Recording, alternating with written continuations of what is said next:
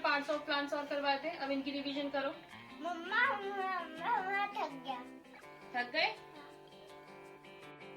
नहीं बेटा, एग्जाम्स आ रहे हैं, पढ़ाई तो करनी पड़ेगी, जल्दी काम करो। नहीं मम्मा मैं कल करवा रही हूँ, मैं थक गया। बेटा प्लीज आप खुद भी पढ़ लो, मुझे भी अपना काम करने दो, डोंट डिस्टर्ब। नहीं बेटा, एग्जाम्स आ रहे हैं, पढ़ाई तो करनी पड़ेगी, जल्दी करो। नहीं मम्मा मैं थक गया, आप मुझे कल करवा लो। कल करवा लेना।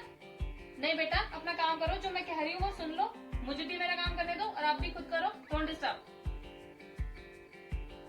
नहीं मम्मा मैं नहीं कर रहा।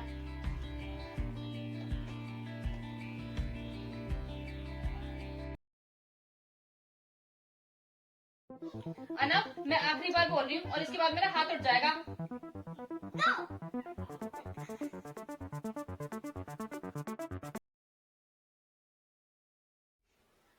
अनब बेटा, एग्जाम्स आ रहे हैं ना, और आपको अच्छा लगेगा कि आपके अच्छे मार्क्स नहीं आएंगे, और मम्मा को कितना खराब लगेगा फिर। मम्मा मैं सच में थक गया, अब मुझे नहीं करना, आप करवा दे। अब अच्छा, तो एक काम करते हैं, देखो मैंने आपको 2 बार दिए हैं ना लिखने के लिए। यस। आप एक काम करो, मैं इसको कट कर देती हूँ, ठीक है, और आप सिर्फ 1 टाइम कर लो। ओके ओके मम्मा, एक बात तो मैं कर दूंगा। ओके, आप लिख लो।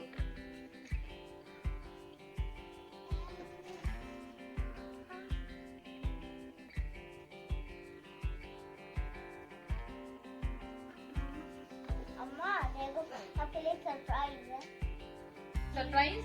क्या सरप्राइज है? अरे आपने क्रॉस को इरेज क्यों कर दिया? अब मेरे एग्जाम भी तो आ रहे हैं, 2 टाइम कर दूंगा। Oh really? ओके बेटा, आई अप्रिशिएट। देखिए आपने दोनों तरीके बच्चों की टेंट्रम को हैंडल करने के लिए, और आपको कौन सा तरीका अच्छा लगा? आई एम श्योर आपको दूसरा तरीका ही अच्छा लगा होगा। चलिए हम थोड़ा फ्लैशबैक में चलते हैं, और आप सोच के देखिए कि अगर मैंने अनब पर हाथ उठा दिया होता तो क्या वो सही होता, और इस बात की क्या गारंटी है कि वो पढ़ने के लिए तैयार हो ही जाता। और चलिए मैं एक बार को मान लेती हूँ कि आपके बच्चे आपसे बहुत डरते हैं, आपकी मार का उनको बहुत डर है, और उस डर से वो आपकी सारी बातें मान लेते हैं और पढ़ाई के लिए बैठ जाते हैं। लेकिन क्या पढ़ाई वो मन से करेंगे या सिर्फ उसे बोझ ही समझेंगे? चलिए मैं आपसे एक बात शेयर करती हूँ, ये एक्ट तैयार करने के लिए मुझे कोई मेहनत नहीं करनी पड़ी, मुझे नहीं सोचना पड़ा कि मैं आपके लिए आज क्या नया लेके आऊँ। पता है क्यों? क्योंकि ये कोई नरेटेड एक्ट नहीं है, ये परसों की ही बात। परसों मैंने अनब को कुछ काम करने के लिए कहा था, और उसने मुझे इसी तरीके से मना कर दिया कि नहीं मम्मा अब मैं थक गया हूँ, मैं नहीं करूंगा। तो मैंने उसे बहुत समझाया पर वो नहीं समझा। तो फिर मैंने उसके बाद क्या किया, मैंने उसके साथ नेगोशिएट किया कि ठीक है आप पूरा काम मत करो, इसका हाफ काम कर लो। और इसके बाद क्या हुआ वो तो आपने वीडियो में देख ही लिया है। तो हमें यहाँ एक बात समझने की जरूरत है कि बच्चा जब जिद करे या फिर टेंट्रम थ्रो करे तो हमें प्यार से और अपने माइंड का स्मार्टली यूज करके उसे टैकल करना चाहिए, ना कि एग्रेशन से। बच्चों के साथ जोर जबरदस्ती करने से एक तो उनके अंदर डर बैठ जाता है, और साथ ही उनका कॉन्फिडेंस बहुत डाउन हो जाता है, जो कि हमें महसूस नहीं होता, लेकिन बच्चे इस चीज को फील करते हैं। और कुछ केसेस में जब बच्चों को आप बहुत ज्यादा डांटते हैं तो उन्हें आपके डांट की आदत हो जाती है, और उसके बाद वो बहुत ज्यादा स्टबन मीन्स जिद्दी हो जाते हैं, और एक टाइम आता है कि आपका कंट्रोल भी उन पर नहीं रहता, क्योंकि फिर वो आपकी सुनेंगे ही नहीं। अब आप कहेंगे तो क्या करें, बच्चों की सारी बात मानते रहें और जो वो कर रहे हैं उन्हें करने दें, तो उसके बाद क्या वो बिगड़ेंगे नहीं? आपकी बात बिल्कुल ठीक है, आपको ऐसा भी बिल्कुल नहीं करना है। आपको ना तो बच्चे को पूरी तरीके से फ्रीडम देनी है और ना ही उनके साथ जबरदस्ती करनी है। आपको अपने बच्चे के बिहेवियर का पैटर्न समझना होगा कि आपके बच्चे अगर आपसे कोई डिमांड कर रहे हैं या जिद कर रहे हैं तो वो क्यों कर रहे हैं। अगर वो कोई डिमांड कर रहे हैं और वो जेन्युइन है तो वो आप पूरी कर दीजिए। और अगर आपको लग रहा है कि बच्चा जानबूझ के टैंट्रम थ्रो कर रहा है या फिर उसका बात मानना उस टाइम पर जरूरी है जैसे कि पढ़ाई, तो आप बच्चे के साथ नेगोशिएशन मींस मोल भाव कीजिए, जैसे कि मैंने अनब के साथ किया था कि ठीक है तुम 2 बार नहीं 1 बार लिख लो। इससे बच्चे को लगेगा कि हाँ उसकी बात को भी इम्पोर्टेंस दी जा रही है और वो इजिली आपके साथ कोऑपरेट कर लेगा।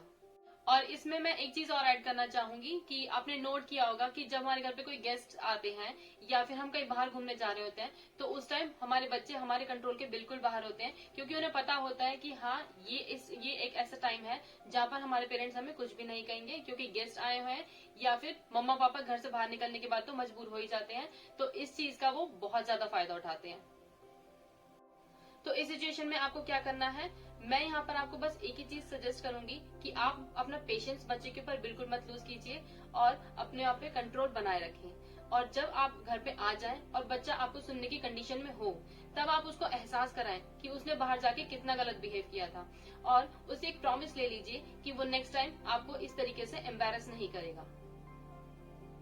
ऐसा करने से बच्चा एक बार में तो नहीं सुधर जाएगा, लेकिन ये चीज बार बार प्रैक्टिस करने से बच्चे के अंदर एक बहुत अच्छा चेंज आता है।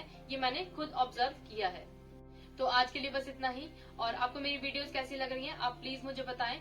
एक अच्छा कंटेंट लाने के लिए मुझे मोटिवेशन की जरूरत है, जो मुझे सिर्फ और सिर्फ आपसे मिलेगा। और आपकी कोई क्वेरीज हो तो आप मुझे कमेंट सेक्शन में बता सकते हैं। Thank you so much for watching the video. अगर वीडियो पसंद आया तो इसे लाइक, शेयर एंड सब्सक्राइब कीजिए। बाय।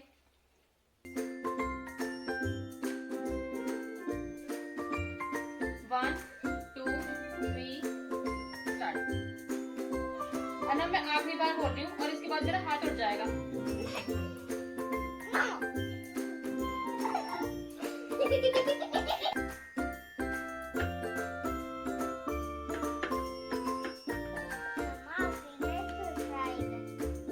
सरप्राइज क्या बेटा?